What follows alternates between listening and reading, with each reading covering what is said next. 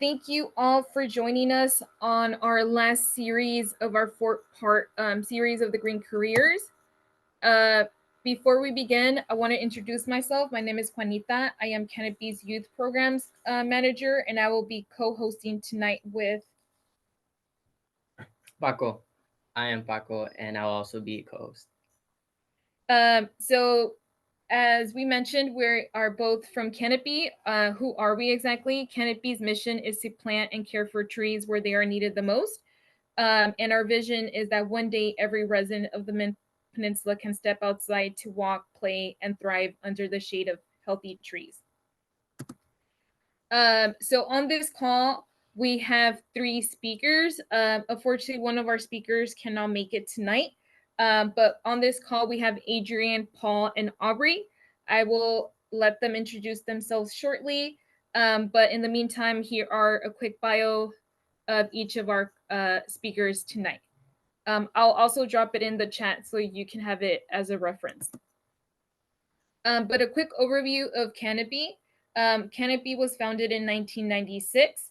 It became a nonprofit in 2002. And one of the things that Canopy highlights is the Teen Urban Forester program, which many of our students are on this call. It was founded in 2007. And then enrichment, it started off as like fieldwork, but then enrichment got added. And as the years went by, there was a focus on racial justice and tree equity. And with that being said, let me go ahead and stop sharing and give you kind of like a quick overview of how our session will go today. So on this call, we have three guest speakers. Each guest speaker will be asked the same question. Paco and myself will be taking turns asking the questions. We're gonna ask. We're gonna choose the order, and once all panelists have answered the questions, we will jump into the next question. And each panelist has about 3 to 4 minutes to respond to the question. So far, does anyone have any questions? Okay, and then last but not least, some Zoom etiquette. If you agree with something or if something that is shared really touches you, please feel free to use the reaction that are on Zoom, or if you have a question, please feel free to write that question in the chat box. Okay, Paul, Aubrey, and Adrian, any questions? Nope, that all sounds good. Okay, awesome. So we will start off the session. Okay. For introductions, first question we have: when you were younger, did you see yourself on this career path? Why or why not? Can we have Paul, Aubrey, Adrian, and Ali? No, not Ali. My fault. Yeah, I can start off. I actually do have a quick question to run it back. Juanita, are we gonna have our slides up during this time? Yes. Or okay. Mm-hmm.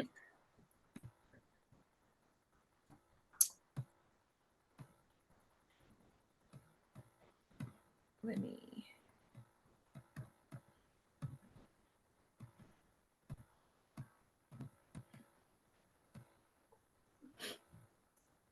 Okay, it looks like I'm starting off. Yeah, so hi everyone. My name is Paul LaVallee. I use he, him, his pronouns. And to respond to the question, what would I envision myself doing when I was younger?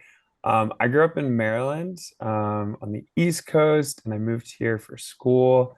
And growing up in Maryland, I really thought I was going to play in the NBA. I grew up playing a lot of basketball and really envisioned myself having about 8 years in the NBA at this point. And unfortunately, I am not in the NBA. Fortunately, I found myself at Canopy, but it was quite a windy path. So at first, I thought I was going to play basketball professionally. Eventually, around middle school and early high school, I was like, I'm definitely going to be a lawyer. I know I want to do impactful work, and the law is where that happens. So I started to shift some of my focus towards being a lawyer and specifically looking into environmental law. Always had a passion for environmentalism and thought that environmental law was my place and was dead set on it. Saw a clear path towards it with undergrad and then law school. And I got to UCSB, which is where I did my BA in environmental studies, and immediately realized that that was not for me. And started to think that I wanted to work underwater and do something incorporating scuba diving and coral reef research.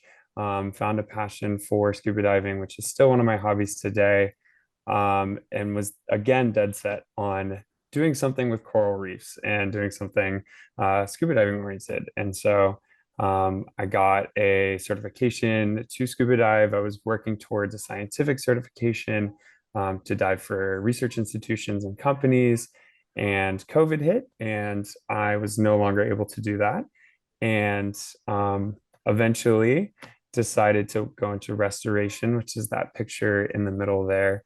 I started off doing riparian restoration. So that's along river ecosystems. And that is me pruning cottonwood so that we can remove all the invasive species below it. That's a species called arundo. And got into restoration and eventually moved towards education, which I will definitely touch on. But I know I've probably hit time here. Thank you all for listening to my windy path. I can pass it on to Aubrey if she's ready.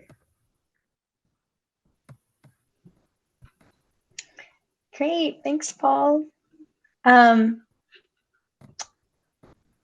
So hi, everyone. It's nice to see you all. I know most, if not all of you, but again, I'm Aubrey and I'm a tree care coordinator at Canopy.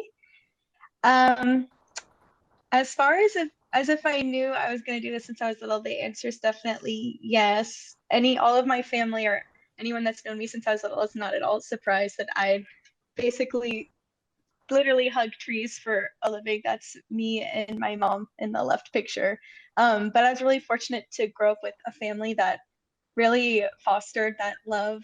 My grandmother had a lake when I was growing up. We would go to the beach a lot. So I was like loving nature always. And that was where my heart lied for sure. As far as getting into plants specifically, I always loved wildlife and plants, but I became really interested in climate change and how plants adapt to carbon dioxide levels and how they're such a cool way to help us combat global warming. So that's where I kind of took the route of plants over wildlife. And I, funny enough, started college as a design student, but also had a little windy of a road, but ended up getting a degree in biology, where I learned a lot about how specifically tropical plants were impacted by tourism and invasive species. And that got me thinking about a lot of the interaction of like the impacts of humans and how elevated carbon dioxide levels were really threatening our plant ecosystems. And so I had some cool opportunities to do a lot of research abroad. On the right, that's me measuring the diameter at breast height of a huge tree in the tropical forests of Gabon, which is like kind of central West Africa. And yeah, and so I really got very interested in environmental justice during my master's, and I learned a lot about the power of community-based environmental work. And so when I found Canopy, it felt so exciting and like such good work. So that's kind of how I ended up here. That's all for me. Adrian? Thank you, Would you like Aubrey. to answer next? Yeah. My name is Adrian. I guess I started by joining Canopy my freshman year. I just really wanted to help out my community and meet new people. And I guess being throughout Canopy, I learned a lot of new skills and, new things about environmental that really got me into it. That's pretty much it. Would you want to add about your tough experience? I mean, my first 2 years as itself was different from my last two, of course. But I guess I learned a lot of new skills by planting trees and working on them. I figured out how I guess I kind of grew a passion throughout kind of because back then I didn't really care, or didn't not cared, but I just didn't really pay attention to them. Now I can look at a tree and understand it much better. Awesome. Thank you, Adrian. Would you want to share where you are right now in your after graduating from the TUF program?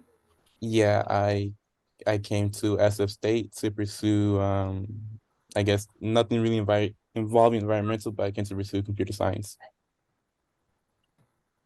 Awesome. Thank you. Okay, thank you all for sharing. We can kind of move into our next question, which is, I feel like y'all perfectly said that Canopy, there was something about Canopy that attracted you to this position. So what does Canopy mean to you? Let's go with Aubrey, Adrian, and Paul for the order.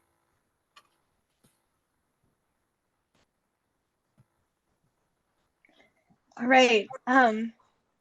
Canopy to me is really, really special, and it's so complex. It's kind of hard to talk about all that we do in just one sentence. To me, Canopy feels very holistic and is really addressing problems at the root and finding solutions.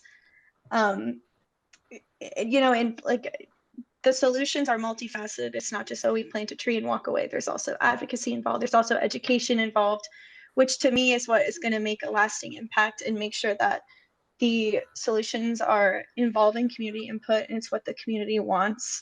And that to me is like the best kind of environmental work. So that's why Canopy is special to me. And I also just found the power of caring, like getting people together and having the shared joy over caring about their own local environment, where people live, where their kids live, where their grandparents live. That is very special and is what makes it very unique, I feel like, than doing environmental work from, you're sitting in one state and you're making decisions for a city that has very complex histories that you don't know anything about. Everything is so complex, especially in places like our branching out communities. So that's why Canopy is really important to me, and especially for my position as tree care coordinator. I take care of the trees myself with field work, but I also have a great educational aspect to it, where I can train volunteers to go on and be tree care leaders themselves at our events. We've been training people that work for the city and the public works department and showing them the best ways to prune and care for trees so that they can also help their urban forests be healthy and thriving. And so this is just a great ripple effect and capacity building that Canopy has. And also, it's something that's cool about my work, I feel like, is, and a lot of you have worked on trees with me, is you can approach a tree that is bushy and uncared for, like this photo on the left, and then walk away and have the satisfaction of really making a difference that you can see on the ground. So that's also really special too. Awesome. Thank you, Aubrey. Adrian, if you want to answer the same question, what does Canopy mean to you? Yeah, Canopy means to me is like a different family, and being with, waking up every Saturday morning to go plant trees, help out the community, and get to be able to bond with each other. Also, like Aubrey was saying, being able to plant trees and seeing them thrive in the future. Like I'll be walking around trees that I planted before and seeing them thrive and see how much they've grown throughout the time. And that really, I like seeing that. And yeah. Thank you, Adrian. Paul? Yeah, I just want to start off by echoing both what Aubrey and Adrian kind of already iterated, particularly Aubrey's kind of description of Canopy as being multifaceted with our approach, blending education, advocacy, and trees. I do really feel like we invest from that three-pronged approach into a community. And that's something really unique within the environmental field. I think at past organizations, I had felt like we were just there to either tend to the ecosystem as an ecosystem and not looking at as an ecosystem filled with people and filled with homes. And Canopy really looks at it from that urban forestry perspective of this is an urban place where people also live. And for me, that was just so central in my decision to come to Canopy is we are truly community based and community focused. So even though we're just planting a tree, we don't look at a tree just as a tree that's producing oxygen for us. It is a home. It is something that's beautiful. It is contributing to our health. It's a place to rest under, a place to kind of congregate around. And that multi-dimensional, multifaceted look at trees is really what brought me to Canopy. I come from an education perspective, so I can definitely touch on these things on our slide here in a moment. Juanita, are we going to touch on like the aspects of our job in a second? Because I may save some of this for that. Yeah, that's after this one. Okay, great. But yeah, I think, and Aubrey kind of touched on seeing a tree be pruned and having that direct, immediate impact. For me, from an education background, like really seeing the impact of having a student around a tree and learning about it is just so meaningful and just gives me a lot of rejuvenation as an educator. So the ability to create that direct and immediate impact is so unique, and it's something that I feel only Canopy brings, and we bring in all our programs. Thank you, Paul. I think with that, if you would like to share kind of how you chose this job. I know many of you already mentioned what Canopy means to you, but maybe a day-to-day and how that may look for those on this call. Maybe we can go in, like Paul, you can start off, then Adrian and Aubrey. Yeah, so I'm Canopy's environmental educator on the K through 12 side of things, kindergarten through 12th grade. And so, yeah, I just wanted to kind of show you all a little bit about what my day looks like with these two pictures that are on the bottom right. So this was my Tuesday morning of Halloween. I was working with a fourth grade class who was creating tree models to model how a tree defends themselves against different attackers. So in this case, it was termites. And these students are modeling how sap might help a tree protect itself from termites getting into their bark and their trunk. So this is my Tuesday morning where I'm with a fourth grade class in the classroom with their classroom teacher and during the school day, and I'm implementing these tree lessons. And then in the evening on the right there is a picture of both high school and elementary school students. It was on Tuesday, which was Halloween. So you can see some of them are actually dressed up in some Halloween costumes, but they are actually implementing some tree care onto their campus at Los Robles Elementary School in East Palo Alto. And we have our high school students who are actually running that program. It's our Junior Forester Leadership Program. And so what I wanted to highlight here is not only the difference between the age groups that I teach, but also the service areas that I'm in. So I'm moving from Mountain View in the morning to East Palo Alto in the evening, and I'm bringing in high school students from Menlo Atherton all the way over to Los Robles. So our education programs just really have a lot of power of bringing together communities and kind of blending them. And I thought I'd kind of exemplify that here. And then on the left, I have a picture of some third grade students who are exploring this tree for tree adaptation. So they're looking for ways that this tree is creating shade. They are using magnifying glasses, and I just wanted to touch on this specific field, this niche of environmental education, and how it really allows a teacher to bring a lot of passion to the workplace. So if you've found this niche, you likely either love education, love the environment, or love both. In my case, I'm a good blend of both of those, I would like to say. But in my day-to-day work, I do really get to bring a passion for both those things. and it is infectious. And I think I feel passion from students. I feel passion for myself for the work that I do. And I think that really creates a beautiful positive feedback loop of just energy that kind of snowballs throughout a classroom. And yeah, I just really wanted to highlight that here. I will pass it on to, I believe, Adrian's next. Yes. Yeah, I guess for me, my day-to-day when I was at Canopy was and it really depended on the day. But usually I will plant trees and I try to educate my community on trees and the benefits we get from them, and what what they mean for us. That's pretty much it. Would you want to give like a detailed example of like how Wednesdays would look for you?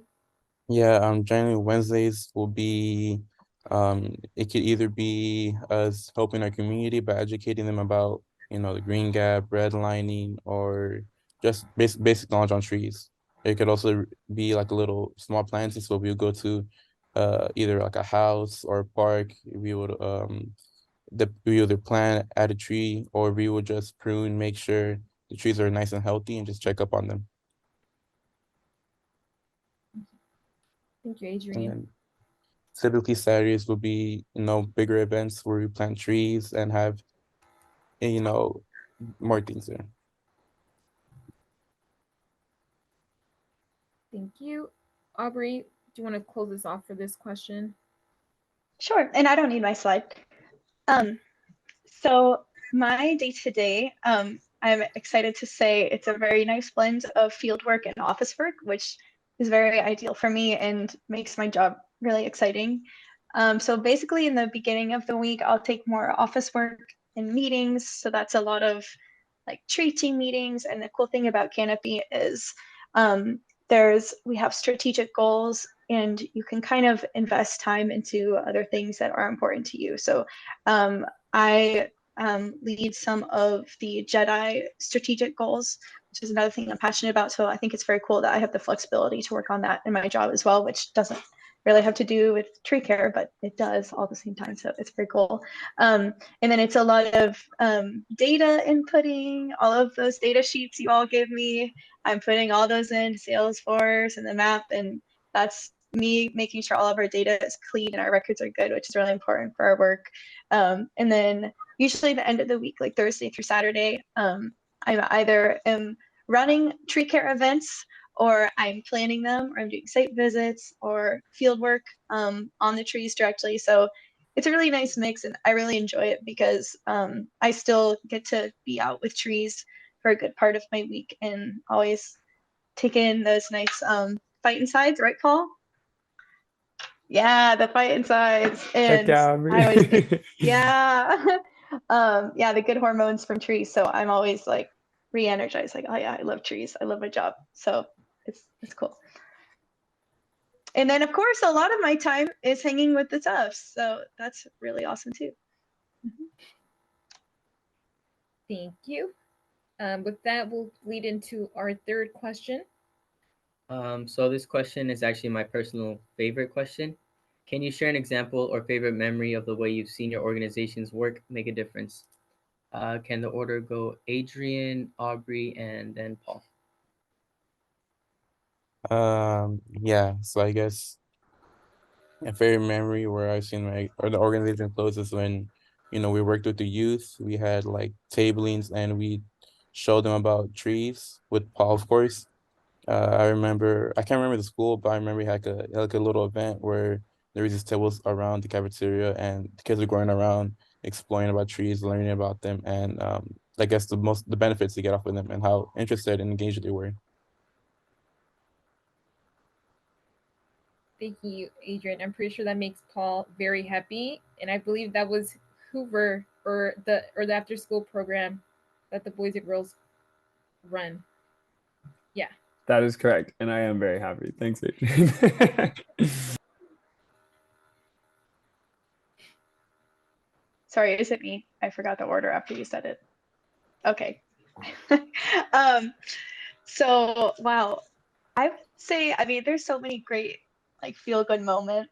But some of my favorite times are when it's just me doing tree care, and something about me caring for their tree, they feel like very trusting of me, or it opens up this little like magical door for us. And they just like bring me into their backyard and like, oh, let me show you these like beautiful sunflowers, and oh, take one of these, and, like, look at this other tree, and this is like an herb that like is very important to me and my culture, and I use it to make these dishes. And it just opens up this really cool like tunnel of trust between us. And I just find that plants do that for people. It's this universal like language, and love, as corny as that sounds, but in like little kids will give me little gifts, and it just is a really special connection that I just immediately get with someone I just met. And so I always leave like with a smile on my face, like learning really cool stories, and just yeah, it's been really cool. So it's always more than just coming in to prune their tree. I love that, Aubrey.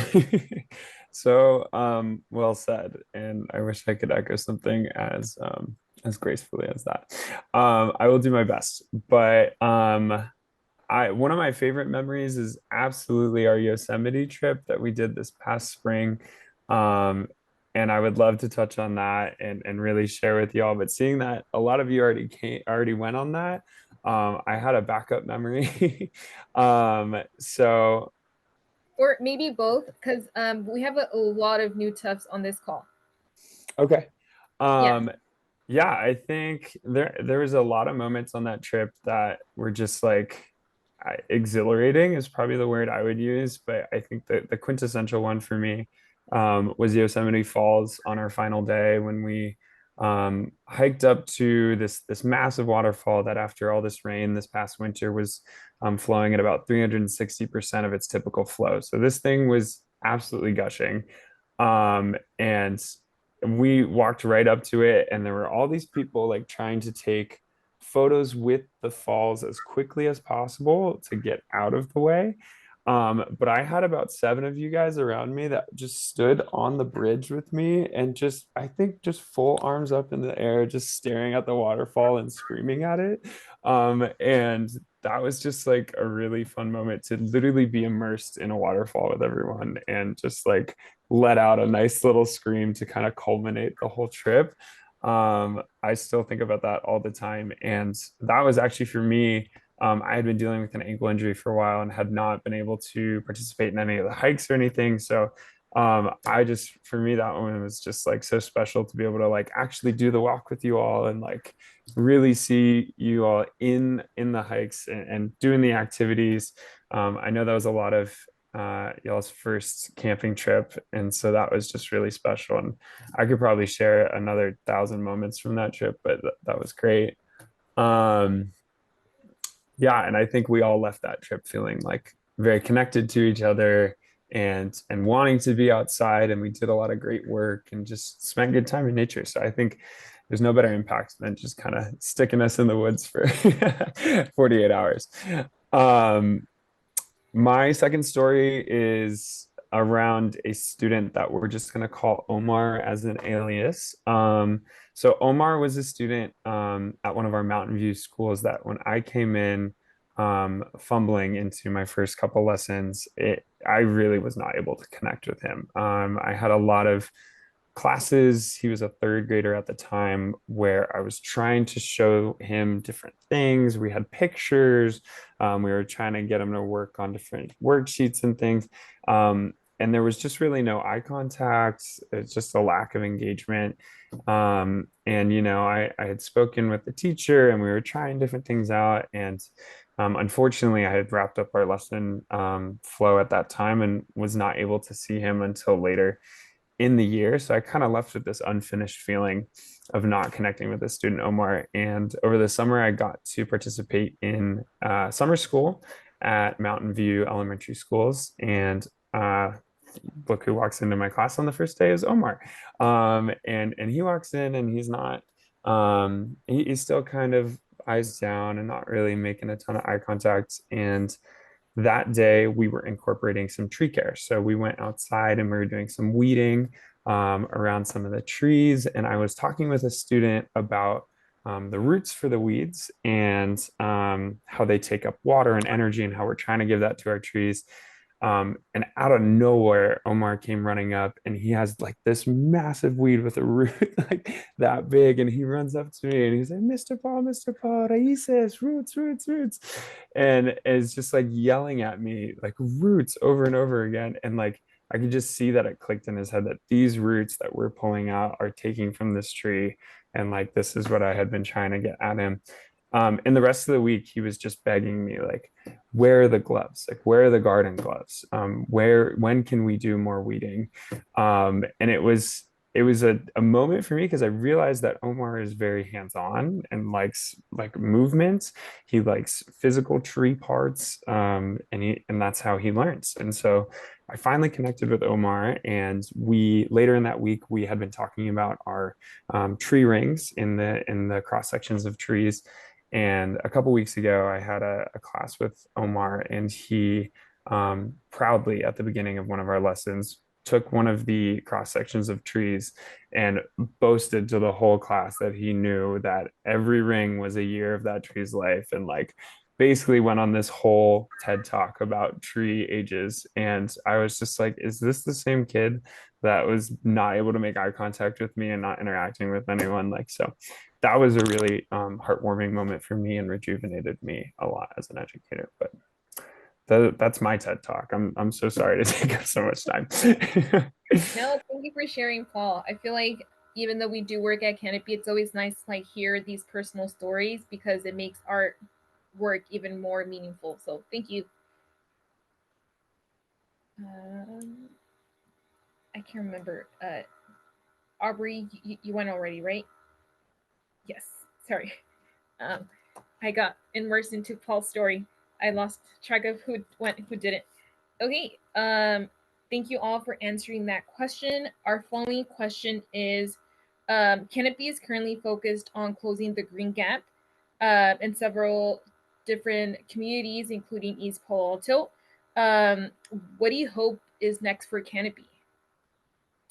Maybe let's go Aubrey, Paul, and Adrian. Yeah. Well, it goes without saying, or I guess I'll say, I just hope that we keep pushing funding and projects in our branching out communities, just like more, always, because there's so many issues that make planting trees in the ground really difficult. Like, for example, there's lots of issues around water equity and perception around trees and just kind of acceptance of Canopy. And there's so much room to build community trust.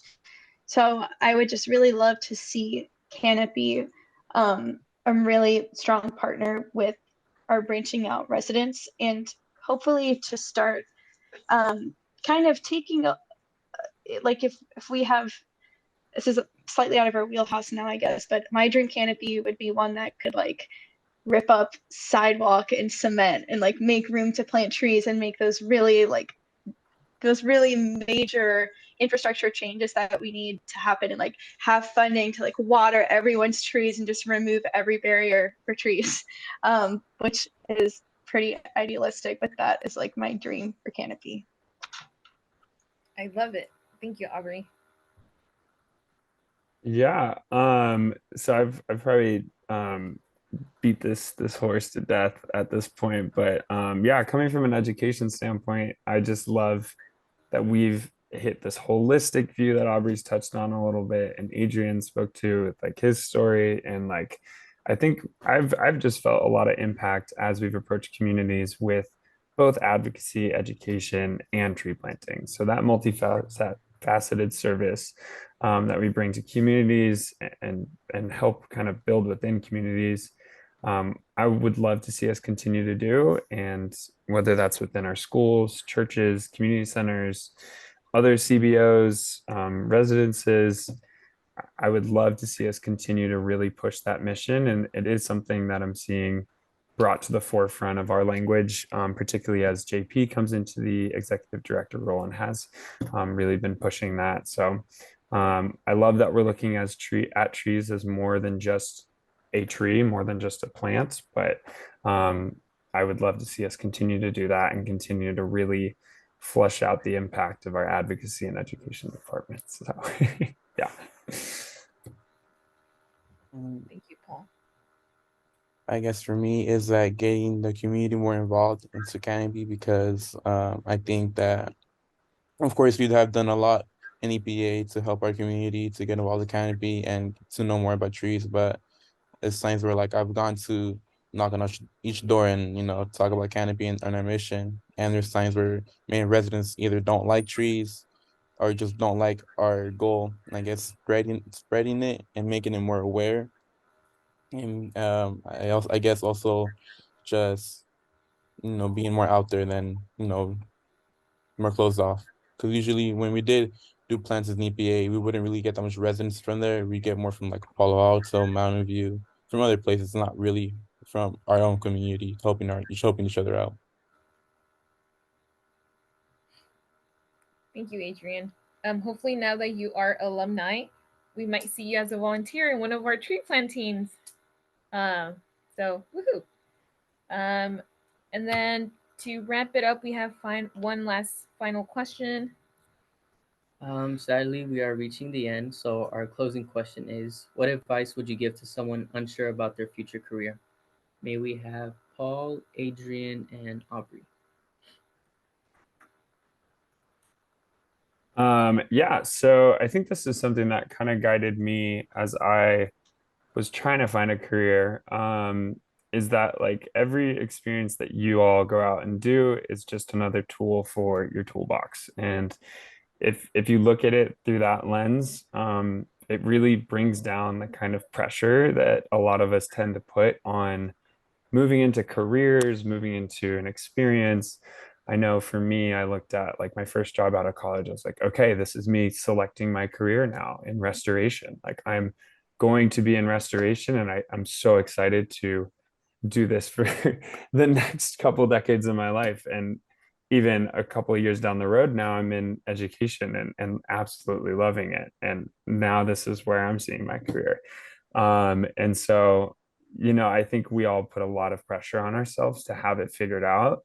But if we just realize that like these are just tools for our toolbox, it really helps take that pressure off. And then lastly, that like we don't all have it figured out. Even like Aubrey, myself, Adrian, like we're still figuring it out. And you don't have to have it figured out at any point. So that's my big advice. Thank you, Paul.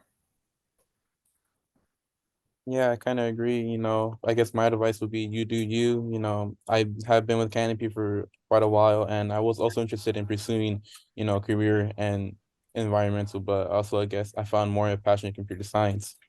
But I guess and just finding your own path and, you know, sticking to it. Of course, it's gonna be tough, and you might feel like you want to give up, but that's a part of the journey.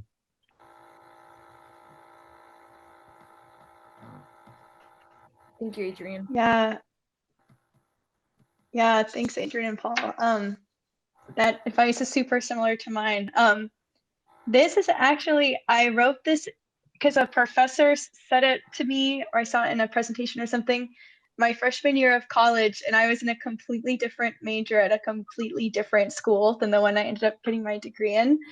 And I knew I wasn't, I like tried to be an artist. I was like, no, I actually don't like this, and I want to work with like more environmental stuff. And I felt super insecure, like, wow, this is a total pivot. Like, what am I doing? I'm going all over the place. And I think about this picture all the time, like how it feels like you're zigzagging around, but actually you're really just kind of shaping and carving off your path, and you're going to look back and it all makes sense. And that's how I feel. I'm like, oh, it was all leading to this. Like, this was my invisible string that was kind of connecting all of my decisions. And that being said, to have all those kind of points on your timeline, just my advice is to try different things and don't be afraid to like volunteer, like, oh, I'm interested in like poetry. I'm just gonna take like this free poetry workshop, like try things. And if you don't like it, then that's also useful for you to know. But like going off what Paul said, like there is such a pressure, and I know you're feeling it, to like know exactly what you want to do at 18 years old, and like you know your major, and like it's really unfortunate, but I just cannot say this enough. Like you have so much time. Like you can change your whole trajectory in life like at any point, like 20, 40, 60, 80. Like you can just, there's just so much time. So take your time and like have fun, and just know that whatever your journey is, like that's the journey for you, and try not to compare yourself to other people's.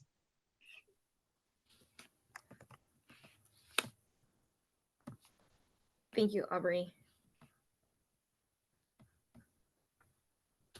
Awesome. So that concludes our official questions for our speakers. We do want to open it up for the audience in case they have any questions. Please feel free to type in the question in the chat box, or if you prefer, you can definitely go off mute. The question, it can be for all the speakers, or if you have a question specifically for one of them, you can also mention that. So we have about 14 minutes for Q&A. Paco and myself will read off the questions, or again, if you prefer to go off mute, you can definitely go off mute and ask.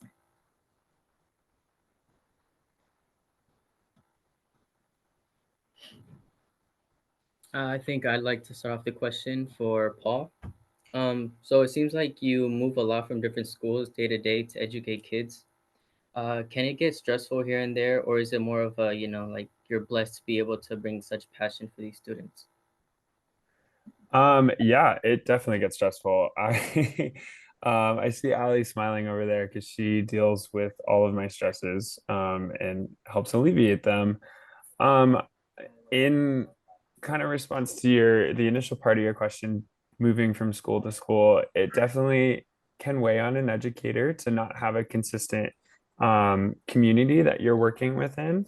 But that is something that we are really trying to work on at Canopy, is increasing that overlap and that kind of depth of connection that we're getting with students by inputting.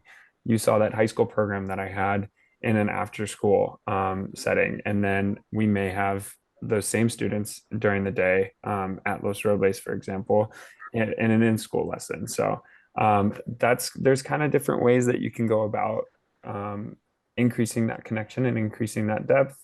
But overall, like I would hope that my passion for teaching and environmentalism is able to kind of weather those stresses. And I think just bringing that willingness to fail and willingness to be flexible is so huge in education, that it just happens. Like I'm moving around a bunch. Like I do have different hurdles I have throughout the day, and like if I hit a bump, that's okay. But hopefully at the end of the day, I can look back and say like I impacted some students' day in some way somehow. So that's kind of how I go about it. Thank you, Paul. I have a question for Paul. What about environmental studies that didn't you like when you were at college? What about environmental studies did I not like in college? Yeah. Yeah. It's such it's a double-edged sword. So it's a very interdisciplinary field where they have you learn as much as you can, as it relates to environmentalism in as many fields as you can. So you're learning about like sustainable fashion and how fast fashion is really wasteful, or you're learning about oceanography and how the deep water chemicals are influencing your temperatures on the coast. And like those are two very different subjects. And so at the beginning of an environmental studies degree, you tend to try to just get as much breadth of understanding of the field. And that was a bit overwhelming for me, I think. And I mean, it's something we've tried to touch on, is that like you don't need to have it figured out. But I think within the structure of that degree, they kind of pose it to you as like, here's your sample platter of like where you can choose the different avenues, and that's great. But it was a bit of option overwhelm for me, and that was a bit difficult at first. But I think like having that approach that I was kind of touching on earlier of like you don't need to make the selection, you don't need to go with one. You're just adding those tools, and you're gaining experience. Is what kind of got me through that. So, and then at the same time, I do really appreciate that I do have some background in other fields, and I understand how other fields work. So it's a double-edged sword, but that is kind of what wasn't my favorite throughout my time getting my degree. Thank you.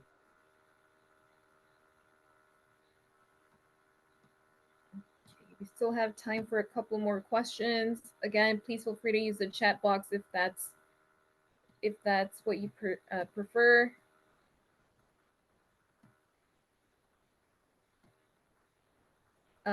Larissa? This is kind of for whoever it applies to, but how do you guys kind of deal with like the career paths that didn't work out for you and not being able to pursue them?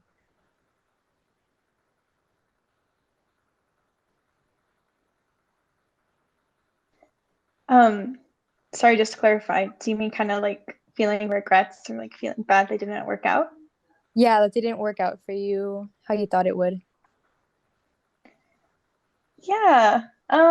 There's definitely lots of jobs I applied for before Canopy that I thought I would get and didn't. And I was like, oh wow, it's kind of like knocks me back a little bit. And yeah, I've switched my major to completely different things a few times, but I don't know. I mean, like there's always like an infinite number of paths you can take in life for anything, I guess. But um I don't know. I guess you just can't really think about it too much. I don't know if that's great advice, but I would just say to keep kind of looking forward and seeing like the great opportunities that your current position has given you and like why it fits. I do kind of have like I do feel like things that are meant for you like kind of find you in a way or you will find it. So, you know, things don't work out for a reason. And yeah, just to not dwell on things that like didn't work out in the past, I would say. As I know that's like easier said than done. But I guess if you tell yourself that enough times, you'll stop doing it. Yeah, I can kind of touch on. So I touched on desire to be in the NBA and to be a scuba dive researcher. And what was kind of a moment for me was realizing that like just because I didn't select those two things, or in the NBA's case, they didn't select me for a career, does not mean they need to be out of my life completely. So like scuba diving is something that I like to do on the side. At some point in my life, I'm hoping to coach basketball. I still play basketball pretty frequently. And I think like I was so passion aligned for my careers. Like I was trying to find things that I absolutely loved to align with my careers. And eventually I did. Like I'm teaching about trees. I think that's a pretty awesome job. But at the same time, I'm looking at those other passions and still finding ways to nourish them like outside of my work life. So I think that's really important to know that like hopefully work isn't eating up all your life, and Canopy does a really great job about like kind of giving you those work-life balances and allowing you to be allowing you to nourish those other things.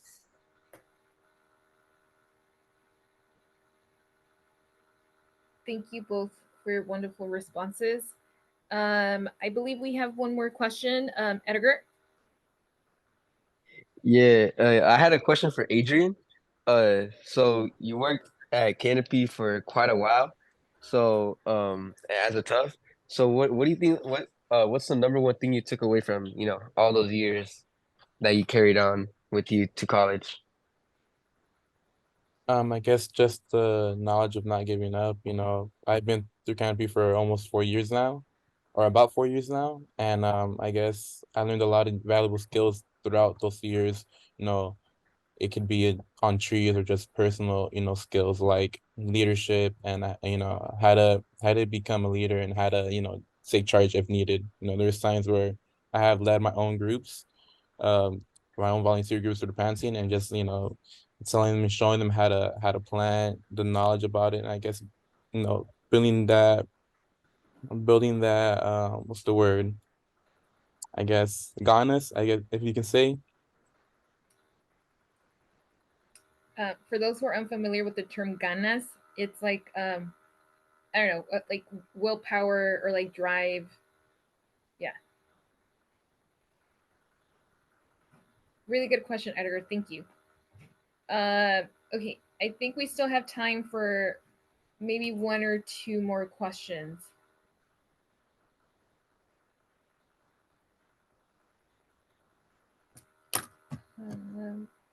I haven't been looking at the chat box. I apologize.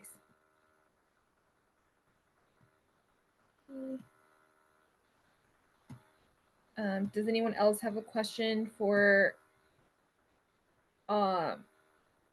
whether it's one panelist or a general question?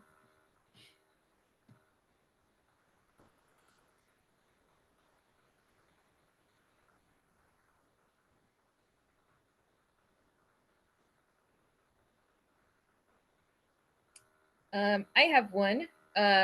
So I understand that all of our like work can be stressful at times, even though there can be like a work and like personal balance. But what do you do for self-care? This is open to anyone who would like to respond.